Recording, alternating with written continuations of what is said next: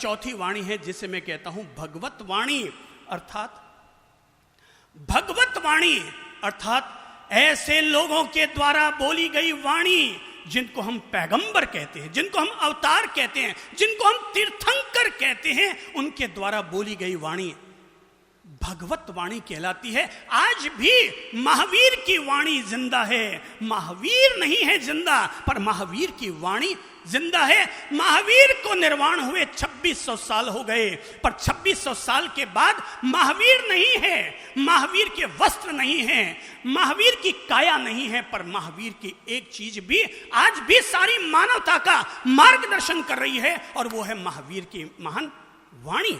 कृष्ण नहीं है आज। महाभारत हो गया कभी का, कौरव रहे न पांडव रहे, न कृष्ण रहे न राम रहे, पर आज भी कृष्ण भले ही ना हो, उनका पीतांबर भले ही ना हो, उनका मोर मुकुट भले ही ना हो, पर आज भी उनकी वाणी जिंदा है। और सारे भारत के घर घर में गीता के रूप में आज भी कृष्ण जिंदा है। लोग कहते हैं कृष्ण नहीं है, मैं कहता हूं कृष्ण है। तुम्हें लगता है कि कृष्ण नहीं है, पर कृष्ण आज भी है। और अगर उनकी वाणी हमारे पास में है तो यही समझो आपके हाथ में अगर गीता है, समझो कृष्ण भगवान खुद आपके हाथ में है। आप आखिर कृष्ण को पाकर भी कर लेंगे क्या? वहां जाकर के भी तो कुछ ना कुछ सीखना ही चाहेंगे ना। गीता पढ़ लो, तुम्हें सीखने को मिल जाएगा। रोज पढ़ो, 4 श्लोक पढ़ो, तुम्हें कुछ ना कुछ सीखने को मिलेगा। रामायण की 4 चौपाइयां रोज पढ़ डालो, आपके घर के वैर वैमनस्य अपने आप मिट जाएंगे।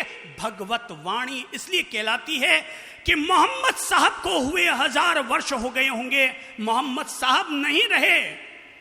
तुम उन्हें पैगंबर कहो, तुम किसी को अल्लाह कहो, कुछ भी कहो, वो लोग हमें नजर नहीं आते हैं। हमें तो केवल एक ही चीज नजर आती है, और वो है उनकी भगवत वाणी, उनकी महान वाणी, जो आज भी सारे मुसलमानों को रास्ता दिखाती है। आज भी बाइबल के रूप में भगवत वाणी जन जन के बीच, ईसाइयों के बीच जाकर के और उनकी समस्याओं का समाधान करती है। मैं कहूंगा ये भगवत वाणी है। हम लोग भगवत वाणी तक पहुंच पाए कि ना पहुंच पाए, पर मैं इतना जरूर कहूंगा, हमारी वाणी भगवत वाणी न भी बन पाए तब भी कम से कम रोजाना जिनको हम भगवत तुल्य मानते हैं उनके 4 वचन रोज जरूर पढ़ो, 4 वचनों का जरूर पारायण करो। ऐसा करके आप भगवत वाणी के टच में आ जाएंगे, उनके सानिध्य में आ जाएंगे, उनके मार्गदर्शन में आ जाएंगे, उनके उजाले, उनके प्रकाश में आ जाएंगे। सिद्ध वाणी, संत जनों के पास जाओ, उनकी निंदा आलोचना मत करो। कौन संत कैसा है इस लफड़े में आप मत पड़ो, इस लफड़े में मत पड़ो कि कौन संत कैसा है। संत लोग आपके घर में जाकर के आपका पिटारा थोड़ी खोलते हैं कि तूने कहां जमा खर्च में कहां गड़बड़ी की, कितने ऊंचे नीचे किए, कितने ऊंधे सूंधे किए। संत आपकी जिंदगी में हस्तक्षेप नहीं करते। आप भी संतों के जीवन में हस्तक्षेप मत करो। आप तो केवल ये देखो, मैं संत के पास जाऊं और उनकी सिद्ध वाणी का मैं कैसे लाभ उठा सकूं। बस आप तो केवल ये प्रयास करो कि मैं उनकी सिद्ध वाणी, जो उन्होंने साधना से जो ताकत पाई है, मंत्र जाप करके जो ताकत पाई है, रोजाना मेडिटेशन करके जो ताकत पाई है, मां सरस्वती की साधना करके उन्होंने जो ताकत पाई है, मैं तो केवल उनके सिद्ध वाणी और सिद्ध वचनों से कैसे लाभ उठा सकूं, बस ये प्रयास करो। हिंदुस्तान में कहीं जाओ ना, मैं ये भी नहीं कहता कि जैन संत के पास जाओ, मैं तो कहूंगा हिंदू संत के पास भी जाओ, बौद्ध संत के पास भी जाओ, कहीं भी जाओ, किसी भी सिद्ध संत के पास जाओगे, वहां से सिद्ध वाणी ही लेकर आओगे। हर धर्म में महान विचारक लोग हैं, हर धर्म में महान चमत्कारी लोग हैं, हर धर्म में संयम साधना करने वाले लोग हैं। केवल गुणानुरागी बनकर आधा गिलास भरा हुआ देखते हुए हम तो केवल उनकी सिद्ध वाणी का लाभ उठाएंगे।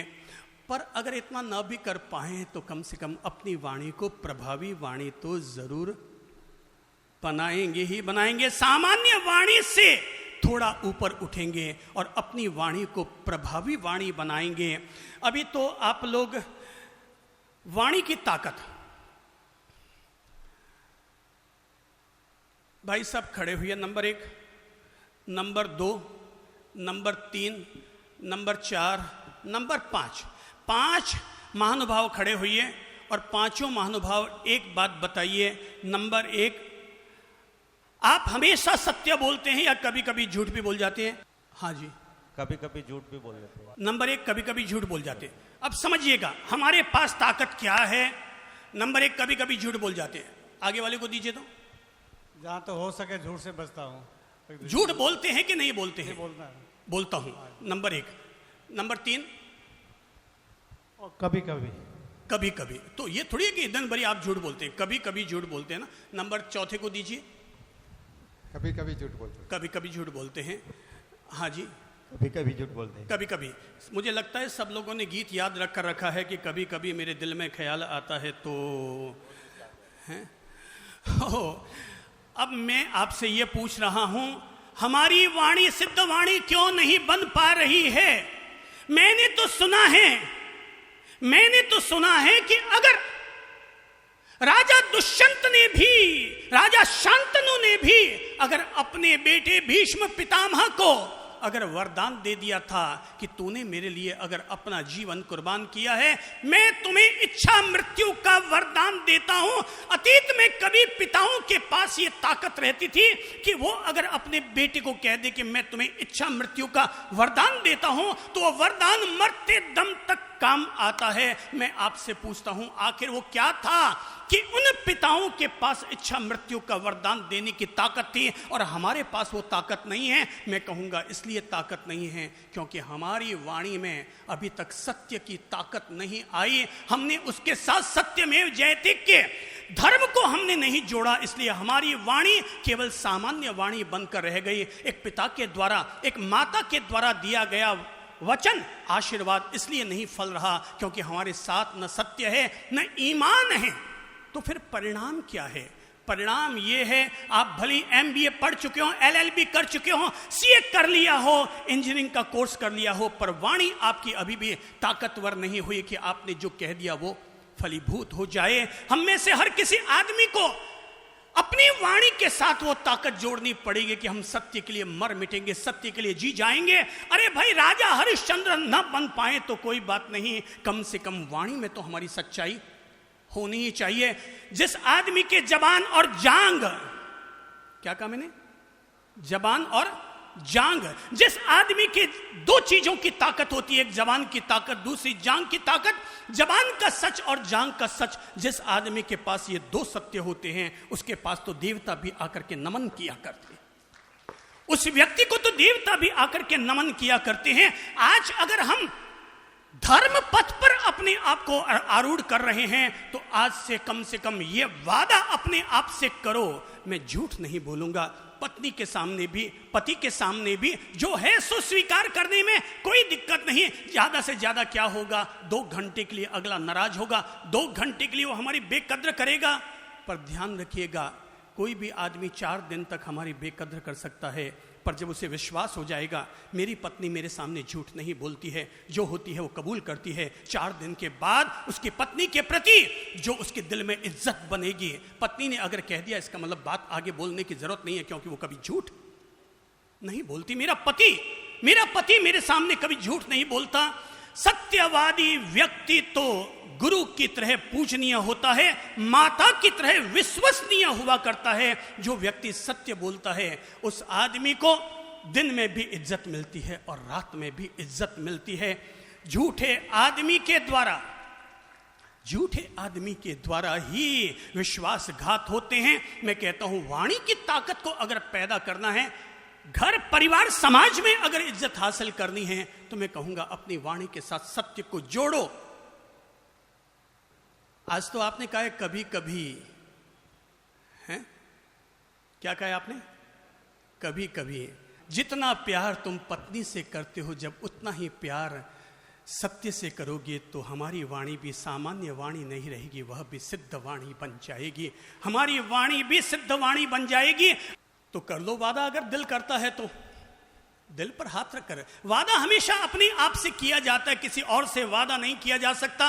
वादा अपने आप से करो। अरे मैं तो कहता हूं सेल टैक्स, इनकम टैक्स वाले भी आ जाए तो कबूल कर लो उनके सामने भी कि सर मैंने 5% तो मैंने ऊंधा सूंधा किया है 95% मैंने ईमानदारी का काम किया, 5% तो मैंने ऊंधा सूंधा किया है। अब बताओ मुझे कि अगर आप ये कबूल कर लेंगे कि मैंने 5% ऊंधा सूंधा किया है तो परिणाम क्या आएगा? बोलिए। अच्छा परिणाम ही आएगा। क्या क्या आएगा बोलो ना, क्या क्या बुरा क्या क्या परिणाम आएगा? जैसे बोलिए। एक सच बताने में 100 झूठ नहीं बोलने पड़ेंगे। एक सच बताने पर हमें 100 झूठ नहीं बोलने पड़ेंगे। तो अच्छा परिणाम आएगा या बुरा? अच्छा आएगा।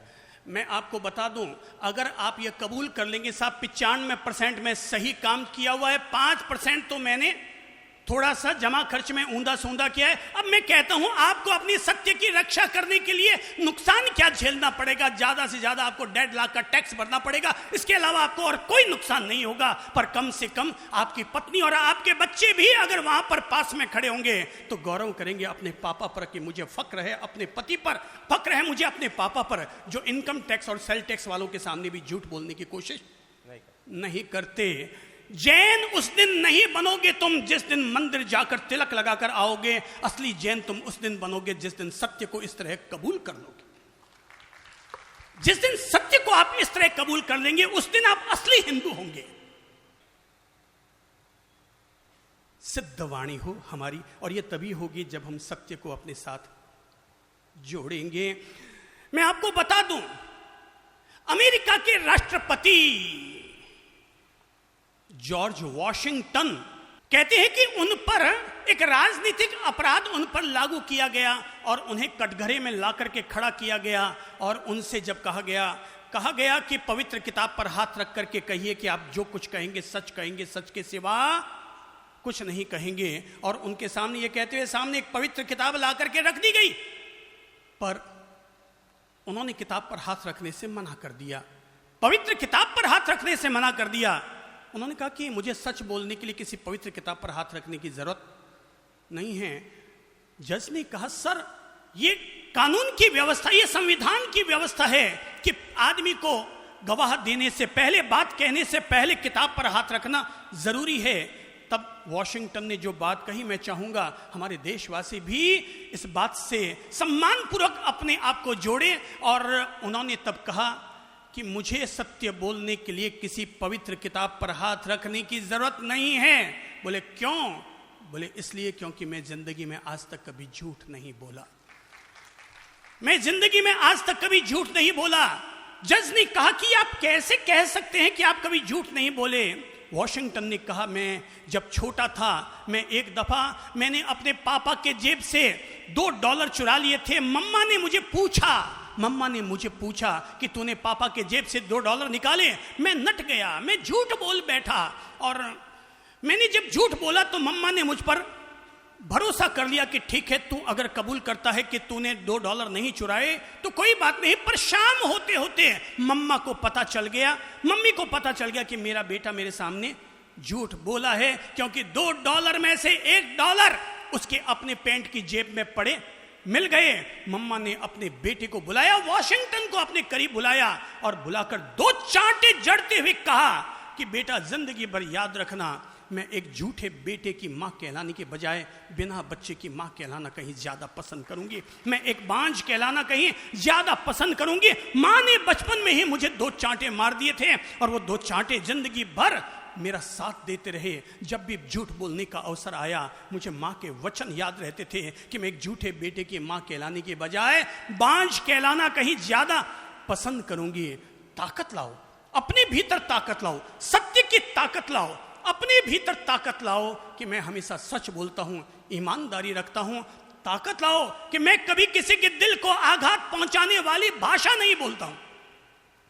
अगर हम कहते हैं कि हम अहिंसा, दया, करुणा, दान जैसे दिव्य भावों में विश्वास रखते हैं तो हमारी अहिंसा केवल इसमें नहीं है कि पानी छानकर पियो। इससे कहीं ज्यादा जरूरी है कि पानी छानकर पीना अहिंसा का पहला पगथिया है, पर ऐसी भाषा न बोलना जिससे किसी के दिल को आघात पहुंचे, यह अहिंसा का अगला पाठ है।